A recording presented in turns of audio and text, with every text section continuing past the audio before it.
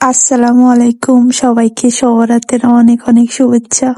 আর সবাই আশা করতেছি অনেক ভালো আছেন। আমিও আলহামদুলিল্লাহ আজকে শুভরাতে অনেক ভালো আছি। তো আজকে কে কি রান্না করছেন, নিশ্চয়ই সবাই অনেক ভালো মন্দ রান্না হয়েছে। যার সামর্থ্য যতটুকু সে অতটুকুই রান্না করছে। তো ছোটবেলা থেকে দেখে আসছি যে এই দিনে ইবাদতের পাশাপাশি অনেক ভালো মন্দ রান্না করা হয়। আর আজকের এই দিনে আমি আগের পুরোনো দিনগুলাকে অনেক মিস করতেছি। এই দিনে ছোটবেলায় যে সময় দিনগুলা কাটাইছি, আর ওই সময় সব ফ্রেন্ডরা, সব বান্ধবীরা মিলে কিন্তু আজকের এই দিনে আজকের এই রাতে গোসল করতাম গাইস। আপুরা যারা যারা আসছো আমার ভিডিওটা দেখতেছো সবাই অবশ্যই কমেন্ট করবা যে তোমরা সব বেস্ট ফ্রেন্ডরা, বান্ধবীরা মিলে কি এই রাতে কি গোসল করতা, অবশ্যই কমেন্ট করবা। তো সব বান্ধবীরা এই রাতে গোসল করতাম, রাতে সবগুলা মিলে নামাজ পড়তাম। আর দিনগুলা কতই না সুন্দর ছিল, সবগুলো বান্ধবী মিলে নামাজ পড়তাম। এরপরে আয়সা দেখতাম আম্মু গরুর মাংস রান্না করছে, চাউলের রুটি বানাইছে। আর সেই দিনগুলো এখন স্মৃতি হয়ে গেছে। আর এখন চাইলেও কিন্তু সেই দিনগুলোতে আর ফেরত যেতে পারবো না।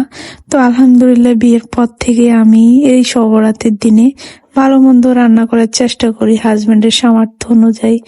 যা কপালে আছে, যা নসিবে আছে তা রান্না করার চেষ্টা করি।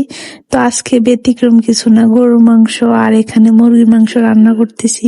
তো গাইস, ইদানিং কিছু হুজুরে বলে যে হালুয়া রুটির সাথে, গোস্ত রুটির সাথে সবরাতের কোনো মিল নেই, খাওয়া দাওয়ার সাথে সবরাতের কোনো মিল নেই।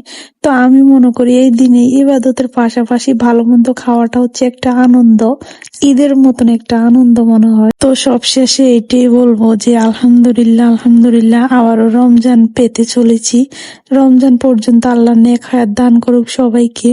আর জানি না এ রমজানে সবাই আছি একসাথে, মা আছে, বাবা আছে, ভাই বোন সবাই আছি। জানি না সামনের রমজানে কাকে আবার হারাই। তো মানুষের হয়াতের কোনো বিশ্বাস নাই। আজকে নামাজ পড়ার মধ্যে আমার এক ভাবির কথা আমার ভীষণ মনে পড়তেছিল।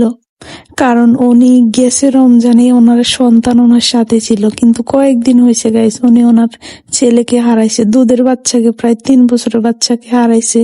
আর জানি না তার মনের অবস্থা এখন কেমন হইতেছে। আর এত হচ্ছে যে আমার ননাসের হাজবেন্ড, তা আমি রান্না করতেছি, ননাসের হাজবেন্ড এসে দেখতেছে যে কেমন হয়েছে, তরকারির কালার ঠিক হয়েছে কিনা, রং ঠিক হয়েছে কিনা।